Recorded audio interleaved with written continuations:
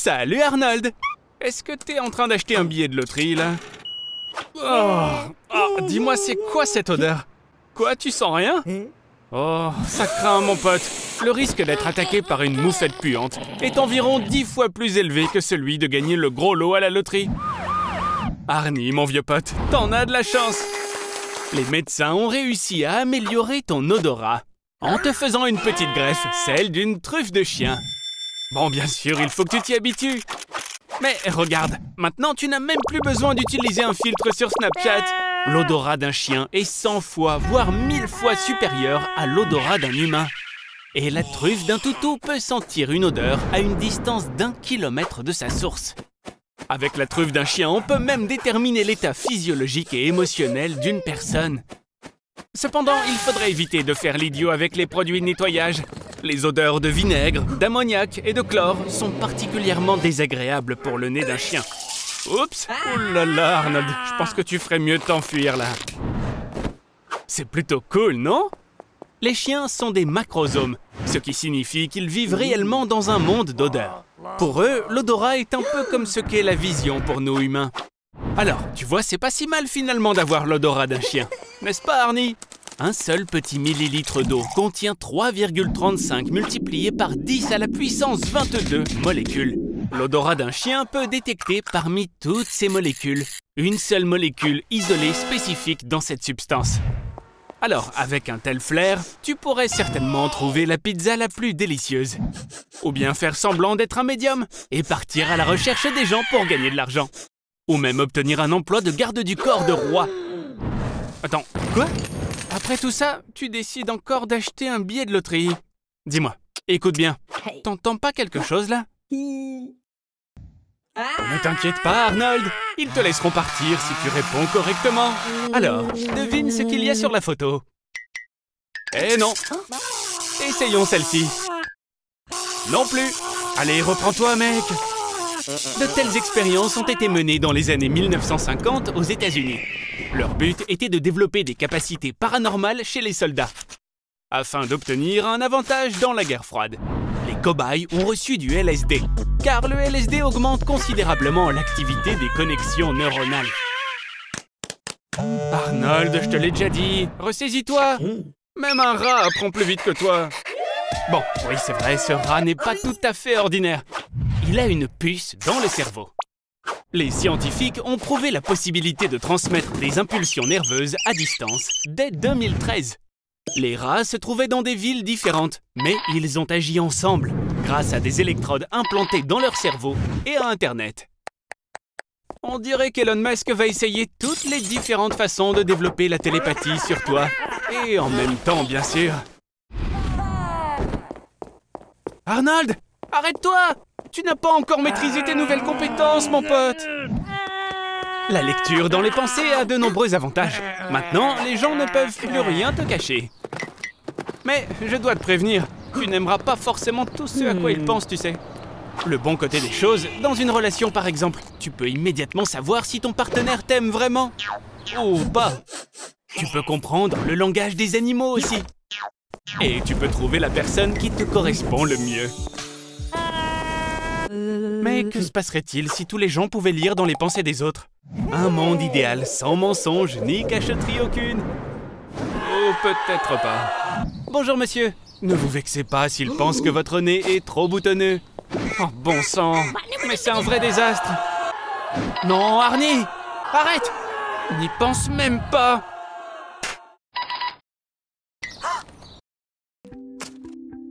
Oh, en voilà une belle et grosse tomate. Hé! Arrête de manger dans le magasin! Ces légumes sont des OGM, des organismes génétiquement modifiés. Cette tomate contient un gène de ver à soie. Et ton concombre, le normal, celui de tous les jours, possède une similarité de 40% avec un humain d'un point de vue génétique. Mais n'aie pas peur, les OGM ne font pas peur. Et tu sais quoi? Je sais exactement comment te le prouver. Faisons une modification génétique de... toi, Arnold. Bon, c'est illégal de faire de telles expériences sur des êtres humains. Mais en 2018, 2 bébés génétiquement modifiés sont nés en Chine. Ils ont été programmés pour avoir une immunité contre le VIH. À présent, nous sommes dans le laboratoire super top secret du Pentagone. Ici, ils produisent principalement des soldats OGM. Écoute ça, il existe une nouvelle technologie appelée CRISPR-Cas9. Elle permet d'implanter l'ADN d'un organisme dans l'ADN d'un autre. Un poisson ordinaire a été implanté avec les gènes d'une méduse bioluminescente pour qu'il puisse luire lui aussi. Maintenant, c'est un poisson luisant. Les légumes, eux, sont modifiés pour une conservation plus longue et un meilleur goût. Mais et toi alors, Arnold? Est-ce que tu voudrais pas être plus grand? On peut utiliser le gène Michael Jordan. Et aussi, on pourrait enlever le gène de la transpiration, non? Pour que tu arrêtes de puer autant. Et... voici Arnold 2.0. Une nouvelle vie commence. Sans la sueur, les gens vont enfin s'asseoir à côté de toi dans le bus. Et maintenant, la grand-mère de ton voisin arrêtera enfin de t'appeler le petit roux vierge. Elle t'appellera simplement le roux vierge. Eh oui, le génie génétique n'est pas encore parfait, mais c'est l'avenir. Les bébés OGM sur mesure sont pour bientôt. Et il sera même possible de supprimer le gène de la cruauté chez les criminels. C'est un nouveau stade de l'évolution. Fais de beaux rêves, Arnold 2.0. Hé, qu'est-ce qui se passe? Arnold, t'aurais pas volé toutes les seringues du labo quand même? Quoi? Tu veux t'injecter le gène de la fraise? Et tout ça pour sentir bon? Et le gène d'un Welsh Corgi pour avoir des fesses parfaites? Oh non, ne fais pas ça, Arnold! Stop! Oh, bon Dieu, qu'est-ce qu'on a bien pu faire? Bon, j'avais tort. Le génie génétique est dangereux, non seulement pour l'organisme, mais aussi pour la ville entière!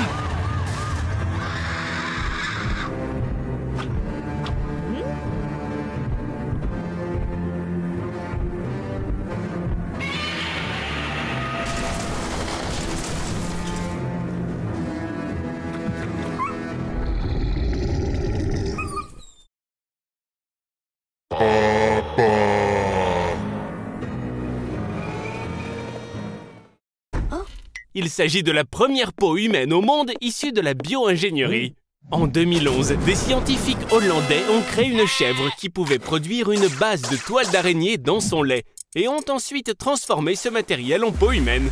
Cette peau est 15 fois plus résistante que l'acier et elle peut arrêter des balles de calibre 5,56.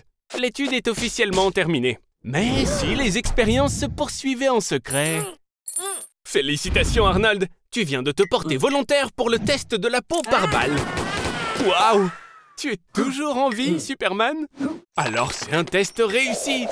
Hé Ernie, ces mecs ont plutôt l'air satisfaits du résultat, mais ils veulent faire monter les enchères. Un lance-grenade tire une grenade de son canon à une vitesse de 120 mètres par seconde. Et elle peut percer 50 cm d'armature en acier. Maintenant, il nous faudrait quelque chose d'un peu plus sérieux.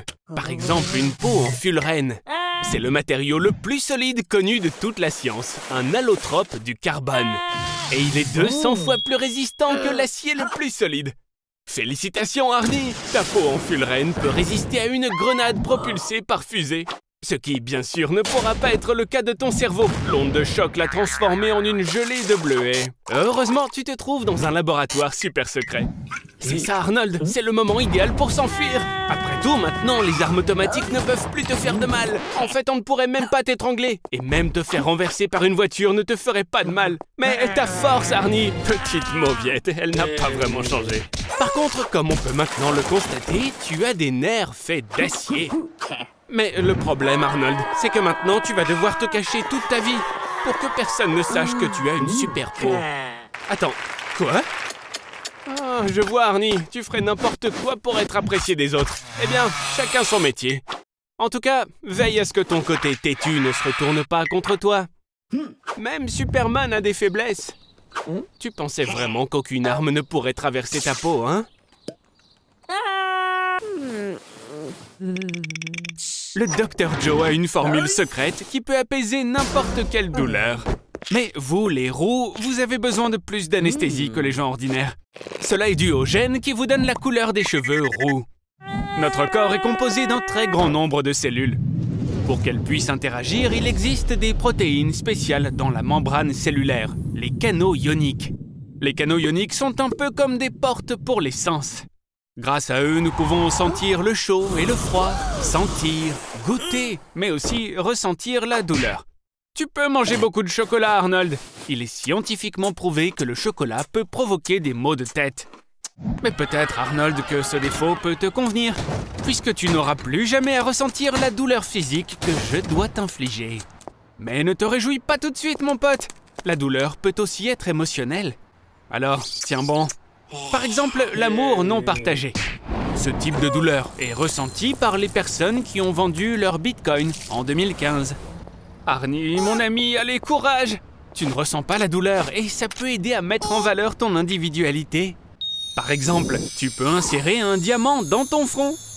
Tout comme le célèbre rappeur Lil Uzi Vert. Il existe des personnes dans le monde qui ne ressentent aucune douleur. C'est la conséquence d'un défaut du gène SCN9A. Ces personnes peuvent distinguer le froid et le chaud. Elles sentent le toucher, mais les signaux de douleur ne passent pas. Arnold, tu vas vraiment frapper le petit ami de ta gaille pour ce petit bisou. Rappelle-toi, Arnold, ne pas ressentir la douleur ne signifie pas être immortel. Maintenant, tu dois aller à l'hôpital immédiatement. Je vois, tu es toujours ce même mec paresseux. Alors pendant que tu ne ressens pas la douleur, juste un peu de ruban adhésif devrait faire l'affaire. Oups, on dirait que l'effet du médicament du Dr Joe est terminé.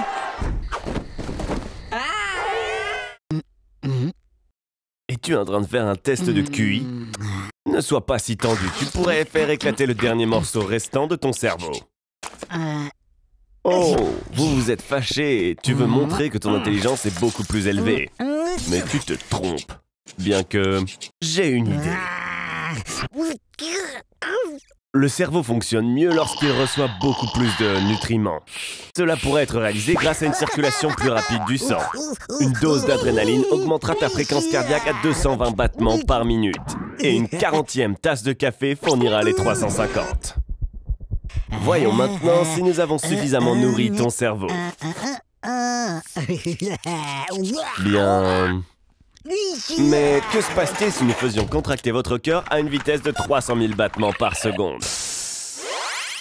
Le sang coulera dans vos veines 20 fois plus vite que la vitesse du son. De toute évidence, toutes vos veines et vaisseaux sanguins éclateront instantanément. Et votre cœur ne pourra même pas se contracter une deuxième fois. Nous ferons donc une mise à niveau. Nous remplacerons votre cœur par un moteur et nous rendrons votre sang plus visqueux. Maintenant, c'est une toute autre histoire. Sous cette forme, vous êtes un surhomme. Tous les processus de notre corps sont accélérés des milliers de fois.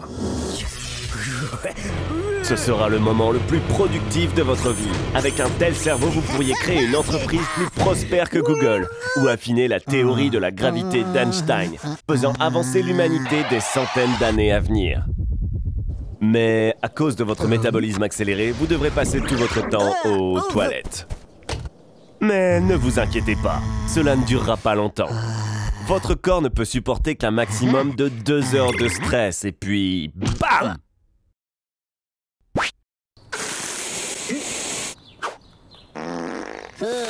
On ne choisit pas notre destin.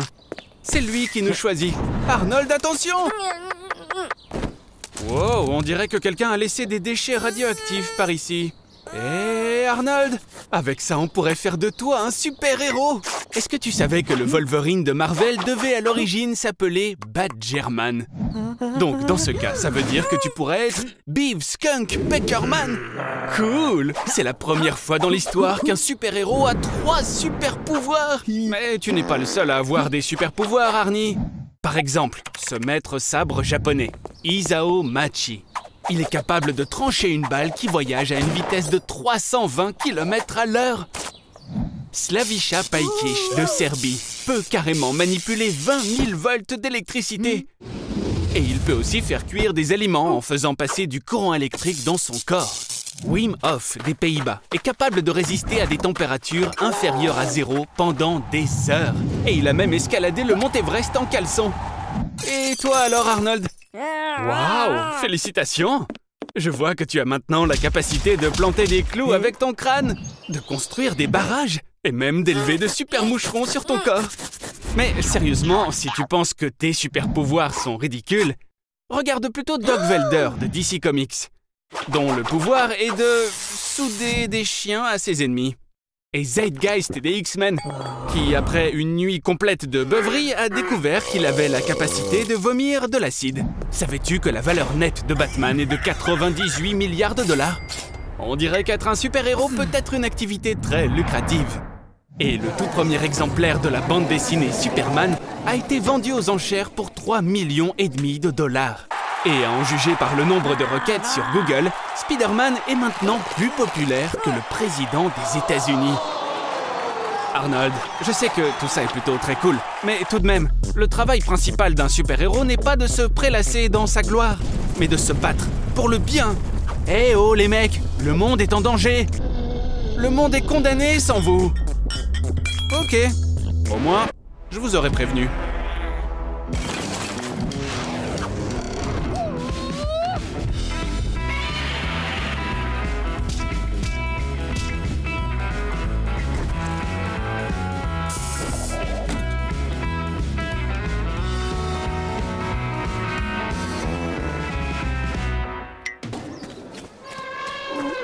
Hé, petite tête, arrête de te comporter comme si tu étais le roi des bêtes. Et un peu de respect, Arnold. Toi et ce chimpanzé, vous avez des ancêtres communs. Nous avons divergé d'eux il y a 7 millions d'années. La vie en forêt et dans les plaines ouvertes nous a permis de développer simultanément la bipédie, ainsi que notre posture droite. Cela a ensuite libéré nos mains pour l'utilisation d'outils et d'autres activités utiles, comme apprivoiser le feu. La cuisson des aliments a contribué à une digestion meilleure et plus rapide. Ce qui, avec d'autres choses, nous ont permis de développer nos cerveaux plus gros et plus performants. Oui, Ernie, c'est difficile à croire, je sais, mais la marche de l'évolution est toujours en cours. Par exemple, parce que nous avons commencé à faire cuire les aliments avant de les manger, nos mâchoires ont rétréci et les dents de sagesse ont déjà cessé de pousser chez 20% des êtres humains. De plus, avec l'amélioration de la qualité de la nourriture, la taille moyenne de l'Homo sapiens a augmenté de 10 cm. Mais là encore, son poids aussi. Cependant, pour les gens modernes, ce ne sont pas les changements corporels qui sont si importants, mais la technologie. Elle nous permet de nous déplacer tout en étant assis, de voler, et même de boire une bière fraîche sans sortir de nos fauteuils confortables. Quelle sera la prochaine étape? Waouh! Regarde! On dirait que les scientifiques ont créé un super ordinateur qui peut prédire notre avenir. Et il y a un message pour nous. Écoutons-le. Au cours des 100 dernières années, le nombre de personnes sur la planète a quadruplé. Dans le même temps, l'humanité a détruit 80% de toute la faune animale. Et la pollution environnementale a déjà entraîné un changement climatique irréversible. Par conséquent, à l'avenir, en raison du réchauffement climatique, nos corps s'étireront. Notre peau va s'assombrir et nos oreilles pousseront pour mieux dissiper la chaleur. Waouh, Arnold! Tu ressembles beaucoup à ton voisin, Henry. Mais le fait est que, au cours des 150 000 dernières années, le cerveau de l'Homo sapiens a rétréci de 200 grammes et qu'il continue de rétrécir. Une vie plus confortable mène à l'inactivité et à la dégradation. L'Homo sapiens pourrait perdre son intelligence pour toujours. T'as décidé de traîner dans un parc d'attractions, hein? Oh, on dirait que ce burrito n'était pas pour toi. Vite, trouve quelque chose à boire. Arnold, attends. Personne ne sait ce qu'il peut y avoir dans ce genre de magasin de magie. Bien, puisque tu as réussi à résoudre ton petit problème de nourriture mexicaine, allons nous amuser un peu. Quelle file d'attente énorme. On dirait bien que tu vas devoir attendre un peu. Ou bien... Arnold, ça n'est pas une bonne chose à faire. J'ai le sentiment que cette petite mamie mignonne a besoin de ton aide. Arnold, attention! Tu sais, Arnold, j'ai quand même décidé de venir à la morgue pour te dire mes derniers adieux et... Mon Dieu, mais tu es vivant! Non, tu as été ressuscité! Il semble que l'élixir que tu as bu ait fonctionné. Tu es maintenant immortel. Toutes mes félicitations, Arnold! Tu vas maintenant devenir l'organisme qui vit le plus longtemps sur Terre. Ton corps peut à présent se régénérer. Et le terme « sénescence cellulaire » n'est plus seulement qu'une blague pour toi. Bon, comment est-ce que tu vas utiliser ton immortalité? J'ai compris, tu vas traverser au feu rouge. Tripoter des filles au hasard. Ah, et tu vas aussi gagner le concours de sosie de Kenny McCormick. C'est vraiment ridicule. Tu as devant toi un nombre infini d'années. Et tu les gâches avec ça. Arnold, après tout, tu pourrais étudier tout ce qui existe dans le monde. Apprendre n'importe quel art martial. et même tenter d'aller explorer et coloniser de nouvelles galaxies. Arnold, qu'est-ce que tu dirais d'arrêter un peu de perdre ton temps? Ok, alors peut-être que pendant 200 ans, tu vas faire du binge-watching et regarder toutes les séries qui existent sur Netflix. Je vois que tu t'ennuies un peu quand même. Et puis, ta maison a commencé à se dégrader sérieusement. Et tu es encore jeune. Il faut bien être conscient que l'un des inconvénients de l'immortalité, c'est que tu dois survivre à tous tes proches. De plus, le monde qui t'entoure évolue plutôt rapidement. Alors que toi, tu seras à la traîne du progrès. Et tu vas finir par te sentir superflu dans cette société. Tout ce qui te paraissait important pour toi autrefois va disparaître progressivement.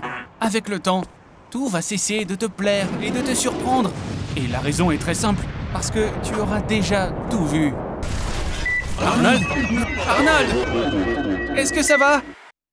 Arnold, tu as été gravement blessé. Alors les docteurs t'ont fait une petite mise à jour. Tu es maintenant comme un sous-neuf. Mais il y a un tout petit problème. À présent, nous avons besoin d'un soldat sans un plan. Et tu dois voyager dans le temps pour pouvoir le trouver. Et voici notre volontaire! Attends, Arnold! Il n'a pas besoin de tes vêtements. Il a besoin de ton aide. C'est pour ça que tu pars dans le futur en l'an 2050. Oh là là, ça n'est pas vraiment le futur radieux auquel on pourrait s'attendre. C'est vrai, en 2050, la Terre souffre énormément du réchauffement climatique. La population totale de la planète est passée à plus de 10 milliards d'habitants. Et cette surpopulation a provoqué une pénurie d'eau douce. T'imagines ça? La planète est au bord de la destruction. Et qu'est-ce qu'ils font tous? Ils se battent pour du Pepsi. Bon, revenons à notre mission.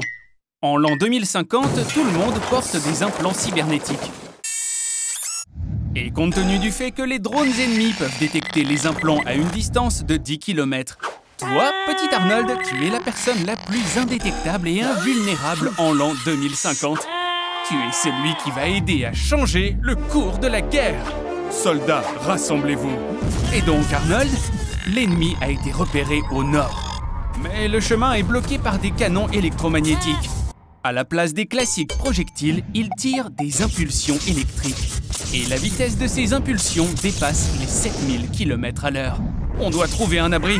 Dépêche-toi! Descends dans le métro! Tu as échappé aux armes, Arnold. Mais il y a d'autres problèmes maintenant. Les drones détectés par les scanners. Ne t'inquiète pas, Arnold. Rappelle-toi, ces drones ne te remarqueront même pas. Tu dois juste te frayer un chemin pour pouvoir couper le courant. Bien joué, Arnold! Le futur n'était pas encore prêt pour des gens comme toi. Continue, mon pote. Tu y es presque. Il est temps d'atteindre la surface. Arnold, il y a beaucoup d'ennemis autour de nous. C'est ça, utilise l'exocombinaison. Avec ça, tu pourras devenir un super soldat. Et tu pourras parcourir de longues distances sans même te fatiguer. Et il y a encore mieux que ça, toute activité physique pourra devenir 20 fois plus facile qu'avant. Je vois qu'on ne peut plus t'arrêter maintenant, Arnold. Bon, il ne reste plus qu'à savoir comment on se sert de toutes ces commandes. Arnold, non! Tu viens de tuer ta propre version du futur. Ok, bon, pas le temps de se lamenter. Tes ennemis arrivent. Tu as un lance-flamme, utilise-le! Oh ouais, je crois que personne n'a jamais pensé qu'un jour ça pourrait arriver à Hollywood. Arnold, attention! Une fusée! Félicitations, Arnold! Tu es mort et tu es allé au paradis. Arnold, fais la queue et attends que Saint-Pierre te laisse entrer. Oh! C'est pas cool, ça? Hé! Waouh! Regarde! C'est John Lennon? Oh, non, attends, c'est juste Jésus. Ici, il y a même un mur avec tout plein de peintures de Dieu réalisées par de grands artistes historiques. Dans les temps anciens, les gens croyaient que Dieu était terrifiant et assoiffé de sang. Par exemple, les Aztèques sacrifiaient constamment des gens à leur dieu Huitzilopochtli, et ce, pour qu'il pleuve. Les anciens dieux grecs personnifiaient des qualités humaines ou des phénomènes naturels. Malheureusement, Arnie, dans le paradis chrétien, contrairement au paradis musulman, tu n'auras pas droit à 72 vierges. Mais, hé, Arnie, regarde! Juste là, c'est John Lennon! Ou est-ce que c'était encore Jésus? Et le voici enfin! Il a beaucoup de noms. Le Créateur, Jéhovah, Adonai, Yahvé, Dieu. Oh, chut! Il dort! Tu ne devrais pas toucher à ses affaires, Arnie. Arnold, tu penses à quoi, là? Tu ne peux pas entrer là-dedans. Voici le centre de contrôle du monde entier. Ne touche à rien, Arnold! Oh, ça va pas être bon, ça. Au cours des derniers siècles, les croyances religieuses ont diminué dans le monde. Et Dieu, l'être le plus populaire au monde, a beaucoup de détracteurs. Ne t'avise pas de jouer à Dieu, Arnold! L'homme est tout simplement trop avide pour ce rôle. Il y a beaucoup d'autres exemples dans l'histoire. Et ils se sont tous très mal terminés. Arnold, arrête! C'est pas une blague, mon pote! Génial, maintenant tout va mal tourner. La foi version fanatique a toujours conduit à des guerres. Et maintenant, une croisade nucléaire a commencé. Arnold, arrête tout avant qu'il ne soit trop tard. Est-ce que tu m'écoutes au moins? Ouf, juste à temps. Hé, Dieu, ne le prenez pas mal, mais Dieu merci, vous êtes là. Arnold, on dirait que c'est fini pour toi.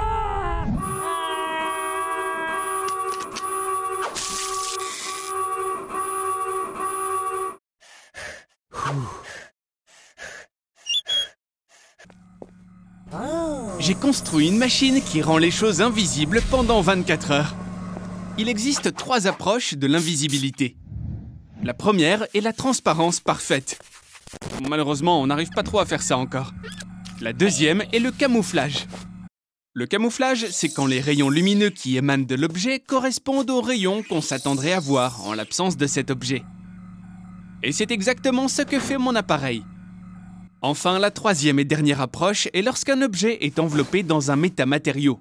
Quelque chose comme un chapeau invisible, qui transforme la trajectoire des rayons lumineux pour qu'ils semblent inchangés. Maintenant, on va essayer ça sur une pizza. Imagine, si tout fonctionne, ça sera une pizza que tu n'auras pas à partager avec tes amis. Bon, je lance le premier interrupteur. Est-ce que tu savais que la première invisibilité tridimensionnelle a été réalisée par un groupe de l'Université de Californie à Berkeley? C'était en 2008. Ils ont créé un maillage de microfibres d'argent qui ne reflète ni n'absorbe les rayons lumineux. Par conséquent, l'œil ne voit que la lumière des objets situés derrière l'entité camouflée. Et maintenant, le deuxième interrupteur. Surtout ne bouge pas, Arnold. Attends, mais qu'est-ce que tu... Oh, t'es vraiment un imbécile. Je te mettrais bien une claque derrière la tête, mais... Bon sang, je sais même pas où tu es. Mets ce chapeau pour que je puisse te voir. Ok, donc, maintenant, tu as 24 heures. Qu'est-ce que tu vas faire? C'est ça, qui aurait pu douter que c'est là que tu irais en premier? Si ma machine fonctionnait selon le principe de l'invisibilité, tu deviendrais complètement aveugle. Parce que l'indice de réfraction des corps qui sont devenus invisibles deviendrait égal à l'indice de réfraction de l'air. Et les lentilles de tes yeux perdraient la capacité de réfracter les rayons lumineux et de les concentrer sur la rétine. La rétine elle-même ne serait pas en mesure non plus d'absorber la lumière visible avec ses bâtonnets et ses cônes, en raison de l'invisibilité de son corps. Mais à ce que je peux constater, ta vue semble être plutôt bonne, non? Espèce d'ignare baveux. Bon, maintenant que la salle est fermée, on pourrait pas faire autre chose? Il te reste 18 heures. Je veux dire, peut-être quelque chose d'un peu plus important. Espèce de crétin à la petite tête. Et après tout, tu pourrais révéler de terribles secrets, réaliser des exploits incroyables. Tu pourrais même te frayer un chemin dans la fameuse zone 51. Bon, t'es pas dans la bonne région pour ça, mais peut-être que t'as d'autres idées? Tu penses quand même pas à aller voler ce truc? C'est une idée terrible, Arnold. Dans tous les cas, il te faut un plan. Bien sûr, grâce à l'invisibilité, tu pourras rester plus longtemps après la fermeture. Mais à ce moment-là, tu devras aussi contourner les gardes. Et tout autour du diamant, il y aura aussi des lasers. Et est-ce que tu sauras vraiment faire un triple saut périlleux, voler le diamant et quitter le musée dans la voiture qui apportera de nouvelles antiquités pour la prochaine exposition, exactement à 2 h du matin? Et même si c'est le cas, c'est vraiment une très mauvaise idée. Le musée ferme exactement dans 1 heure.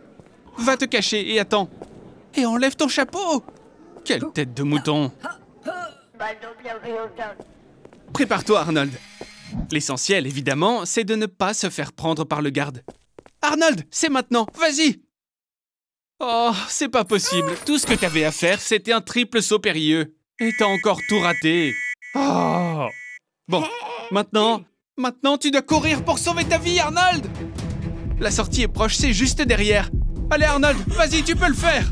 Oh mince, on dirait que le diamant que tu as volé est en fait une copie en verre. Et je dois dire que c'est une tournure plutôt malchanceuse des événements. Même si, pour être honnête, il est quand même assez logique que l'original soit conservé dans un coffre. Maintenant, on dirait bien que tu n'auras jamais l'amour de la belle Tagaï. Malheureusement, tu vas bientôt redevenir visible. Ça va se passer dans à peu près 1 heure. Alors, bonne chance pour t'échapper. Bye bye Arnold.